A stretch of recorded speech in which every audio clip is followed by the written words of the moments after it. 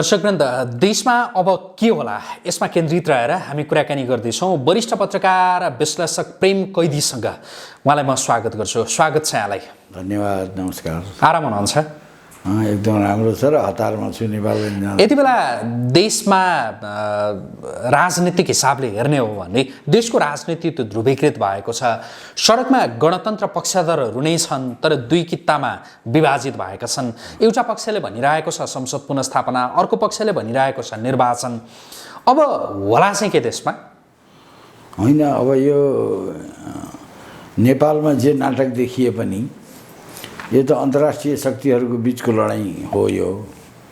र यसमा चाहिँ के छ भन्दाखेरि एउटा पक्ष जो निर्वाचनको कुरा गरिरहेको छ उनीहरूको एउटै उद्देश्य हो एमसीसी पास गराउनका लागि संसदमा एमसीसी विरोधीहरूको सफाया। त्यसो भएको हुनाले उनीहरू पनि आफ्नो जीव ज्यानले लागिरहेकै छन्। पश्चिमा शक्तिहरू ज्यान फालेर लागेका छन्।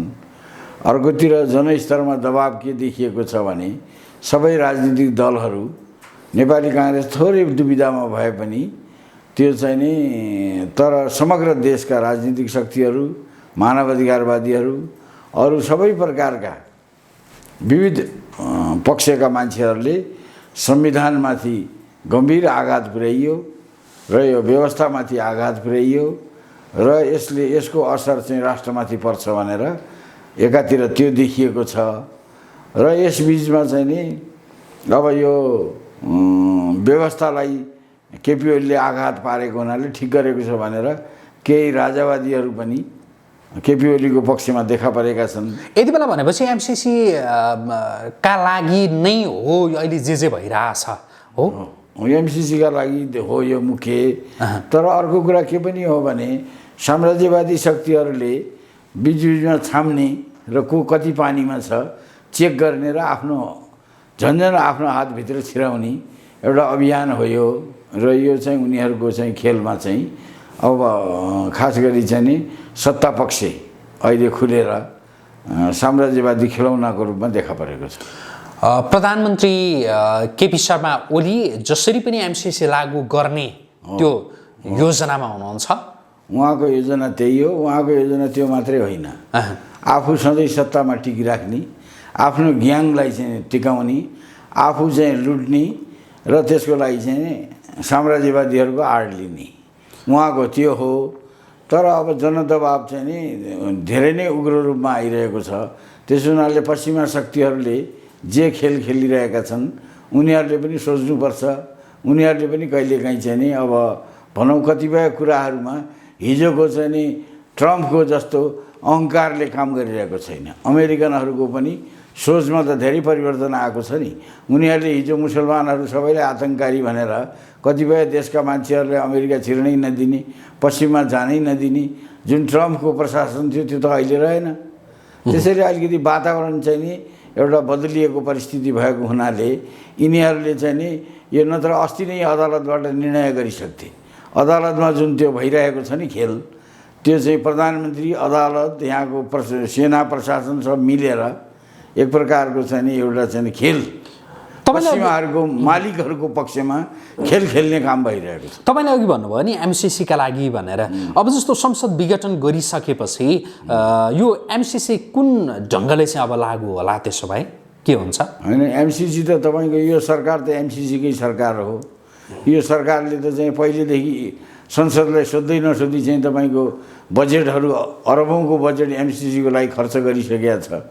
र बजेटमा पनि त्यो राखे बापतै त्यो एकजना त्यो पहिलेको परराष्ट्र मन्त्रीलाई अहिले अमेरिकाको राजदूत बनायो नि, त्यो उनीहरू चाहिँ नि के छ भन्दाखेरि जम्मै सिआइएले खेलिरहेको छ। यहाँ सिआइएको चलखेलमा सबै कुरा भइरहेको छ।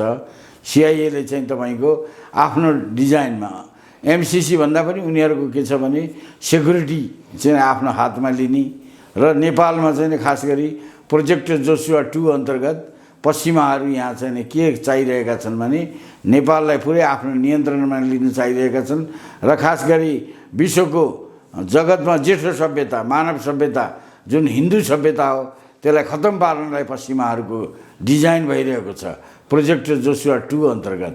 त्यसको लागि उनीहरू काम गरिरहेका छन् र त्यही बीचमा उनीहरूको चाहिँ सर्टेन सेक्सनले यहाँको चाहिँ युरेनियमदेखि लिएर यहाँको जलस्रोतदेखि लिएर यहाँको जल थल सबैलाई कब्जा गर्ने अब उनीहरूको स्ट्राटेजी इन्डो पेसिफिक स्ट्राटेजी अन्तर्गत होस् कि एमसिसी अन्तर्गत होस् उनीहरू आइरहेका छन्। यो कुरा त प्रष्ट भएकै छ। चाइनिजहरूले शान्त डिप्लोमेसी गरिरहेको हुनाले उनीहरू खुलेर आउँदैनन् र उनीहरूको चाहिँ नि खास खेल भनेको कस्तो छ भन्दाखेरि उनीहरूले चाहिँ अब कुनै पनि उसमा हात हाल्दैनन्, तर बेला मौका उनीहरूले विदेशी एजेन्सीहरूलाई प्रयोग गर्छन्।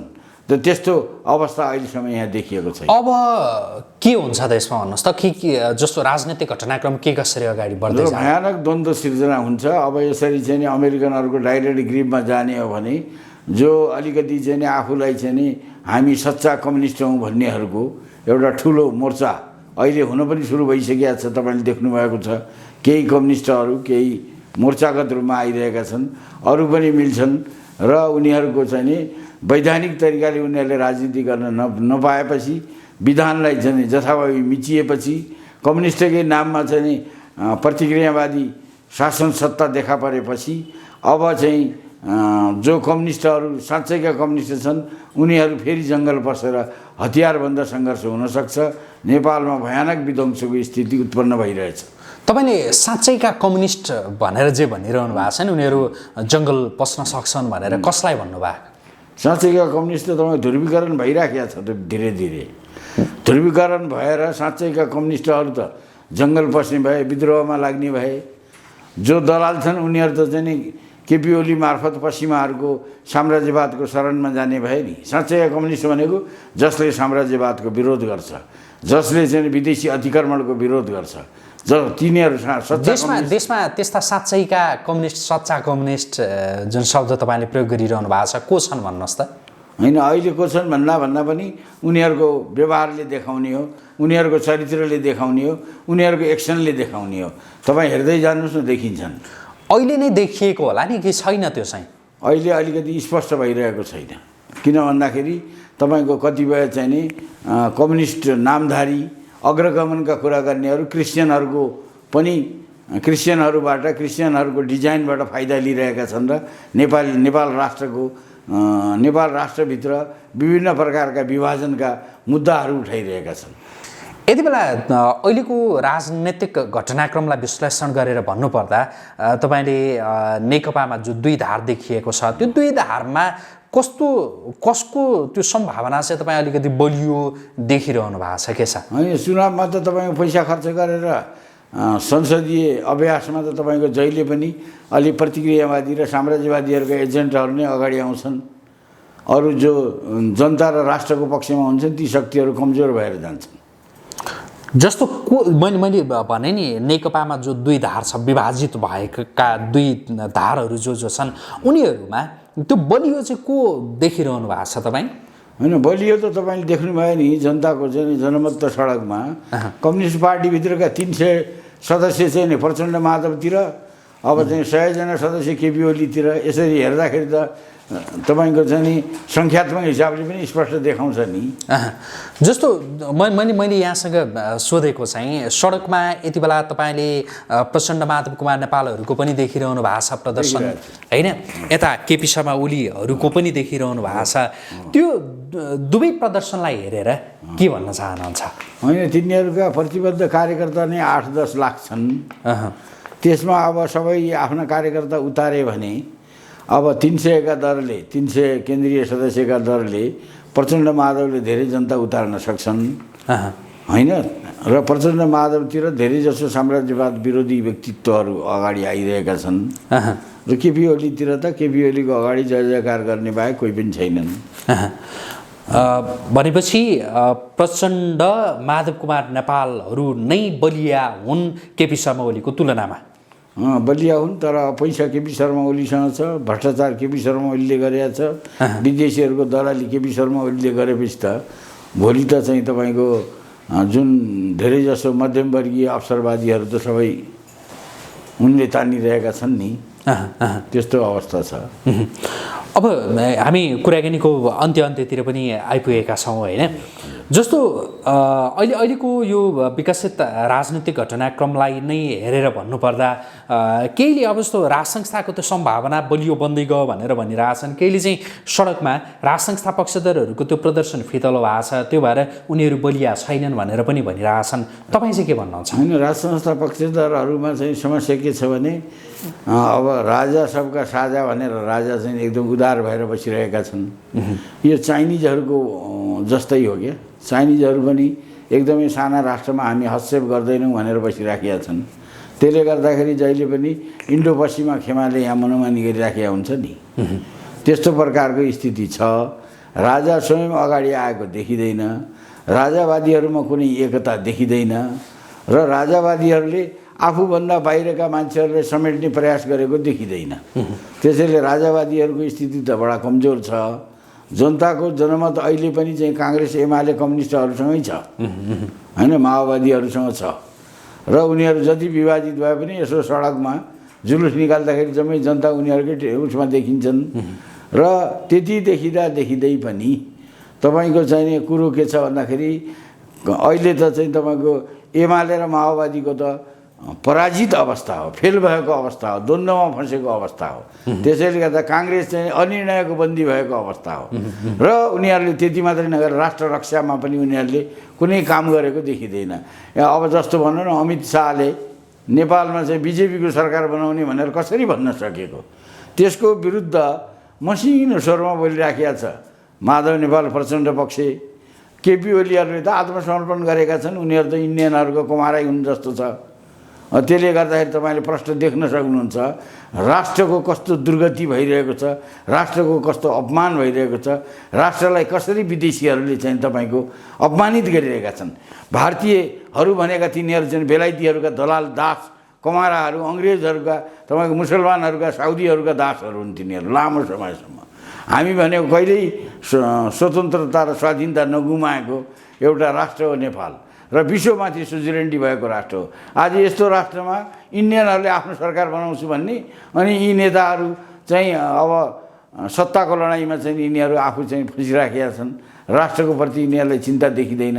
त्यसैले गर्दा नेपाली जनताले यदि साँच्चै नेपाली जनता र नेपाली युवाहरू सचेत रूपमा राजनीति गर्न सुरु गरे भने यिनीहरू 2 दिन पनि रहँदैनन्।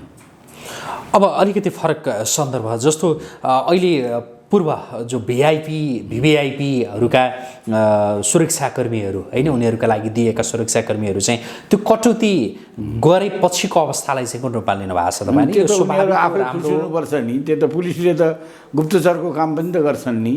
सत्ताकै लागि उनीहरूले इन्फर्मेसन लिन सक्थे। अब तिनीहरू कटौती अथवा सबै हटाइदियो भने झन् राम्रो नि, के खाँचो छ र? माधव नेपाल प्रचण्डलाई सडकमा जानलाई कुनै त्यस्तो डर लाग्ने स्थिति छैन। ज्ञानेन्द्र शाह त सडकमा हिँडिराखेका छन् आनन्दले, यिनीहरूलाई के छ र? भनेको सुरक्षा थ्रेट त्यस्तो छैन, सुरक्षा थ्रेट पनि छैन। र नेपाली सुरक्षाकर्मीहरूलाई चाइनिज तपाईँको चाहिँ रक्षा मन्त्री आउँदाखेरि तपाईँको रक्षा उनी चाहिएन भनेर किन भन्यो भन्दाखेरि विश्वासै छैन। कसले विश्वास गरिरहेछ र? यिनीहरू नेपालको सुरक्षाकर्मी, नेपालको पुलिस, नेपालको सेना कुनै विश्वास गर्न लायक छ? यिनीहरू त चाहिँ भ्रष्टाचार गर्ने र चाहिँ नि शासकहरूले चाहिँ नि जे जता भन्यो, हिजोका जस्तो मलामी र के अरे सलामीवाला अहिले पनि त्यही कल्चर छ। के को सुरक्षा? केही मतलबै छैन। र सुरक्षाको के अवस्था छ र? शासकहरूका दलालहरूलाई, यी सारा ठेकेदारहरूलाई मैले यत्रो धम्की दिएर उनीहरूको अपराधहरूलाई भण्डाफोर गरिरहेको छु, म त एक्लै हिँडिरहेको छु। कोही त केही सुरक्षा थ्रेट त्यस्तो छ र? मलाई त लाग्दैन कसैलाई कुनै सुरक्षा थ्रेट छ भन्ने। नेपालीहरू अत्यन्त सहनशील छन्। उनीहरूलाई गाला थप्पड हान्यो भने अर्को गाला थाप्ने जस्ता छन् नेपालीहरू। के को सुरक्षाको कुरा छ र? यहाँ कति कति कति विभत्स तरिकाले मारे होइन, यी तथाकथित परिवर्तनको नाममा। अब उनीहरूका परिवारहरूले कसैले कसैसँग बदला लिएको अहिलेसम्म देखिएन। अर्को एउटा फरक सन्दर्भ, त्यसपछि हामी सक्छौँ कार्यक्रमलाई। यो सरकारका 3 वर्षका सन्दर्भमा प्रधानमन्त्री केपी शर्मा ओलीले देशवासीका नाममा सम्बोधन गरेर जे उपलब्धिहरू सरकारले गर्यो भनेर भन्नुभयो नि, त्यसका प्रति तपाईँको टिप्पणी के छ? के कुरा गरिराख्यो भने केपी ओलीले के उपलब्धि गरेर गर्नुसम्म भ्रष्टाचार गरे। उसैको पार्टीको कार्यकारी अध्यक्षले त 19 पेजमा चाहिँ कति तपाईँको उनका वर्णन गरेका छ नि, कति त उसले भन्न पनि सकेका छैन। यो विदेशी चाहिँ नि एमसिसी ल्याउने, अनि चाहिँ तपाईँको चाहिँ नि बोइङ ल्यायो त्यसमा भ्रष्टाचार गर्ने, भ्रष्टाचारीहरू सबलाई ढाकछोप गर्ने, 70 करोड ल्या भनेर भने एउटा चाहिँ नि त्यो चाहिँ मन्त्री उसको केपी ओलीको मन्त्रीलाई उसले सबभन्दा राम्रो मान्छे भनेर भनेको थियो। उसको उपलब्धि त्यही हो, केपी ओलीको उपलब्धि त्यही हो। केपी ओलीले 3 वर्षमा यो देशको कुरा कर्कट गर्यो। आज हेर्नुहोस् त महँगी कहाँ पुगेको छ, आज बजारमा जान सकिने अवस्था छैन। तपाईँको यदि कोही राम्रो खालको नेतृत्व प्राप्त गर्यो भने सारा गृहिणीहरू सडकमा निस्किन तयार छन्। तरकारी छोइसक्नु छैन, ग्यासहरूको मूल्य बढाएको छ, पेट्रोलियम पदार्थको सारा संसारमा घटिरहेको छ, यो घोडाइराखेको छ। अनि उपलब्धि गर्ने भन्छ। यस्तो हावादारी उल्टो कुरा गर्ने, समृद्धिको नाममा भ्रष्टाचार गर्ने यस्तो लुटेरा आजसम्म यति घटिया खालको शासक नेपाली जनताले देखेकै थिएन। हुन्छ, आजका लागि कुराकानी यति गरौँ। जुन समय दिनुभयो यसका लागि यहाँलाई धेरै धन्यवाद। धन्यवाद।